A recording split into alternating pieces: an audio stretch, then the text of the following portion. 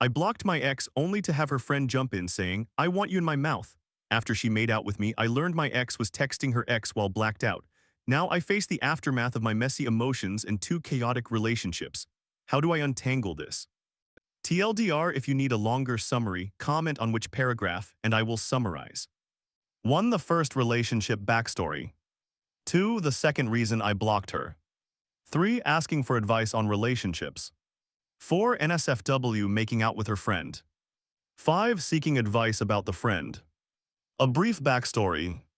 I, male 22, and my ex-girlfriend, female 19, have been in an on and off relationship for about 4.5 years, but I have known her since she was 12 and I was 15. We did not date until she turned 13 while I was still 15. Our first relationship lasted about 2 years, but she broke up with me because I did not get a job while I was on the wrestling team and participating in tournaments. Towards the end of my senior year, when COVID restrictions started to ease, we began talking again before being able to reunite. She began dating someone else and I was not associating with the right people at the time.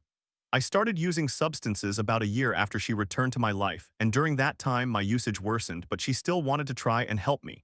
She believed she could fix me. We dated for about a year and a half this time, but it was filled with constant fighting, primarily because she did not trust me going out every night. I was using substances, even though that was not the case at the time she was still in school. We broke up again and subsequently got back together shortly after because I had gotten clean, but nothing changed in our relationship. The fighting resumed and eventually I reached my breaking point. We did not reunite until recently when she initiated contact again because her ex-boyfriend, male 25, had moved in with her and her mother. She had cheated on him, which spurred his departure. A few weeks before she contacted me, she came over wanting to hook up, but I refused because I anticipated a repeat of past issues. I told her it would not happen until I felt assured we had both changed, despite wanting to be with her. One day, while we were hanging out, she drank a bottle and got intoxicated right in front of me. She called her ex-boyfriend, asking him to meet her where we were. When he arrived, I left because I felt I had no say in their relationship, and she clearly did not want to be with me. She eventually expressed hatred for me because I left instead of supporting her. We did not communicate for a while until yesterday. Yesterday, my ex-girlfriend, female 19, texted me, asking if I could accompany her to the dispensary. After visiting, she mentioned having a terrible day and wanting to do something fun, so we decided to go to the beach. I only realized just before leaving for the beach that she had been drinking. Before we departed, one of her friends, female 21, called her, saying she met up with her most recent ex-boyfriend, male 25. This friend was with her boyfriend, male 20. They invited them along without asking me. Remember that it was originally supposed to just be the two of us. Therefore, we had to pick them up before arriving at the beach. My ex-girlfriend told me not to get upset because she liked this friend and wanted to kiss her. I felt powerless due to our lack of a relationship for the past 2.5 years. We went to the beach, where they drank continuously during the trip. I do not drink, I am a recovering addict, and she knows this. By the time we arrived, my ex-girlfriend was blackout drunk. This was not the first instance of me caring for her in this state. She was a complete mess, unable to walk without toppling over, so her friends and I decided to remain in the car and eventually go home. After 30 minutes of sitting there, my ex and her female friend started kissing. This did not bother me. Once we arrived home, my ex decided she wanted to stay with them, so we all went to a viewpoint with orange trees. While I was outside picking oranges, my ex lost her phone and used mine to call her most recent ex-boyfriend, male 25, to come hang out. I get along with her ex-boyfriend, but we had both agreed not to hang out if she was present. When I returned to the car, my ex started crying about her lost phone, accusing me of taking it. Eventually, we found the phone under the seat. At this point, I looked at my phone and saw that she had called her ex-boyfriend. This was not the first time she had left me while hanging out to see him. She had previously promised she would never do that again, knowing it hurts me. I tried not to express my hurt, but I told her I was no longer interested in hanging out with her and her ex. Her friends mentioned that they preferred me over him and attempted to convince her not to spend time with him but rather to stay with me. By that time, we were almost home, and she was texting her ex. He was nearly at her house, which is where we were headed, and her friends decided to leave. A nearby friend picked them up before her ex arrived. I told her she needed to make an immediate choice, either go out with him or continue hanging out with me.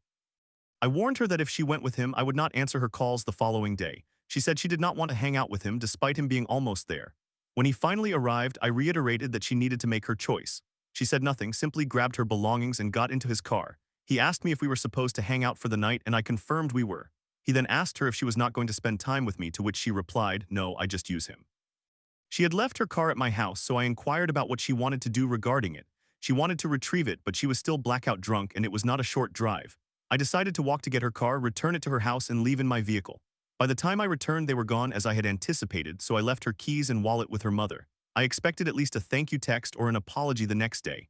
When I woke up, I received nothing. Later that morning, she called me, crying because her bottle was missing. I assumed her mother took it and she begged me to buy her another one. I responded that she should not expect anything from me anymore. I have officially decided to stop being used by her. I was okay with being friends but did not think she would treat me this way. She started to laugh, saying that nothing I said had occurred and that she merely remembered going home. I have messages that prove what actually happened. I received no apology or gratitude, and she has not spoken to me since that morning. I eventually discovered that she and her ex went out with his friends today. I want to know what I can say to resolve this without leading to a shouting match. How can I get her to understand my perspective? My ex's friend began to kiss me. My ex's female friend, 21, who accompanied us to the beach, was aware of what my ex was doing, calling her ex-boyfriend, and checked in on me to see if I was okay. Before heading to my ex's house, we stopped for them to use the restroom. My female friend, 21, and I waited for my ex and her boyfriend, 20. While chatting, I looked over at her and she seemed to have a desire for me. After a moment, she stepped closer, placed her hand on my head, and pulled me in to kiss her. I had not been touched or kissed since my breakup with my ex 2.5 years ago. I let it happen. Once she did not stop, I could not let that opportunity slip away, so I kissed her back and caressed her back and waist. She began to grip the front of my pants. I am sure you understand what I mean, and I touched her rear. We were quite passionate together. She then whispered in my ear, "You don't deserve her, I want you. I am so attracted to you right now, I want you in my mouth." This is the only thing I remember her saying verbatim. We made out for a little longer, during which I was feeling her up. She wore spandex shorts, allowing me to slip my hand beneath her clothes and feel that she was aroused. She began to moan in my ear. At that moment, I heard the bathroom door unlock, so I tried to push her away, but she held tightly to my hand and pants. The bathroom door opened, and then she released her grip and stopped just as her boyfriend 20 exited. He appeared not to notice anything, and if he did not say anything. On the drive home, she sat behind me with my ex next to her while her boyfriend 20 sat in the front beside me. She was rubbing my shoulder and digging her nails into my neck. My ex seemed oblivious, texting her most recent ex-boyfriend 25. Upon returning to my ex's house, her boyfriend exited to join his friends and gave me his Instagram before leaving, expressing a desire to hang out again. My female friend, 21, told him she would speak with my ex briefly, which they did. Before getting out of the car, my ex was going to sit in the front seat. And as she exited, my female friend placed her hand on my neck and instructed me to find her on Instagram, sharing her username before getting out as well. The lights in my car do not turn on. She waved goodbye to my ex, kissed her, and smiled brightly at me as she walked away. The female friend 21 and her boyfriend 20 are merely exes who hang out together, so she did nothing wrong. I want to know how I can pursue this girl without upsetting my ex-girlfriend. I also wish to share my feelings for her female friend 21 with her boyfriend 20 without jeopardizing this new friendship if that is possible.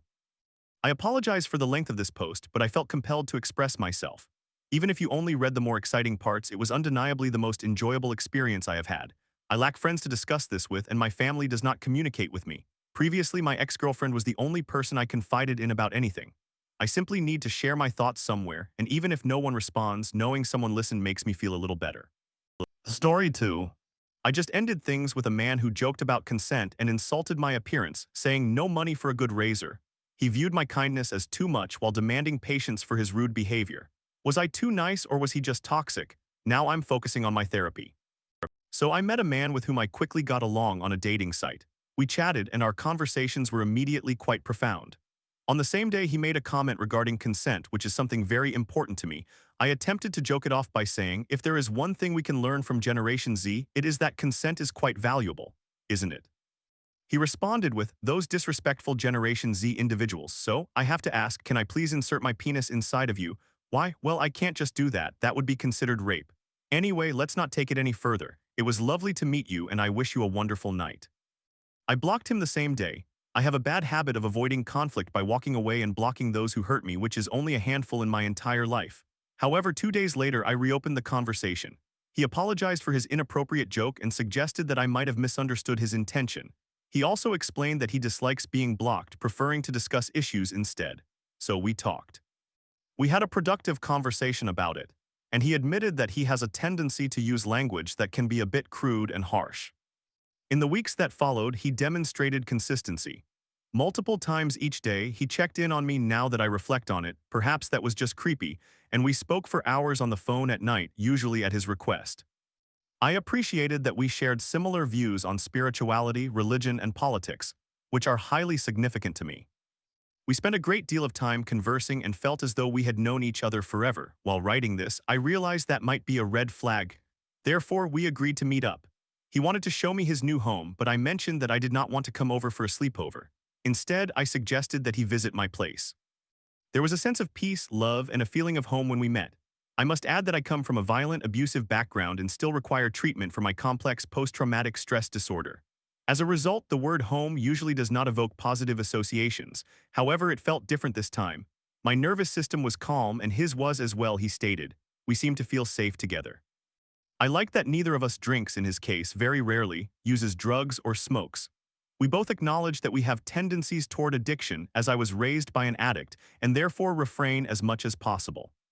As the weeks progressed, however, we began to have issues. Often this was because he felt disconnected from his masculine energy. He mentioned that I was too fierce. He also said that I was too kind, good-hearted, loving, and committed, which caused him to feel repulsed by me at times. He recognized the paradox in that statement. He also disclosed that he never wanted to experience the same toxic relationship he had in the past, yet he admitted that the sex is incredible with a touch of toxicity. Is this a red flag? I strongly disagreed. I refused to engage in toxic habits ever again before my ex-partner. I enjoyed 8 years of a peaceful relationship. I noticed he attempted to distance himself from me with insults disguised as jokes. For instance, he would point to my legs and say, "No money for a good razor." He is aware of my financial struggles. He would also say things like, "You are too cuddly, too much, I need my space. Normally I am very cuddly, but you are just excessive." After I cried in response, he would apologize and claim, "You are not too much, you are too much for me." He agreed to date exclusively, but he kept postponing making it official. First he said 4 weekends, then it became 7, and eventually it turned into possibly a year. I did not even mention the flatulence. He frequently burps and farts. The day before I ended things with him, he literally took my large soup spoon and farted into it. When I asked, "Why on earth?" he responded, "I want to make you laugh." Well, he could make me laugh with a candlelit dinner, a hug, a massage, or a meaningful conversation. He confided that he often feels alone in this world because most people do not understand his sense of humor or his outlook on life. Strangely, we get along on many levels.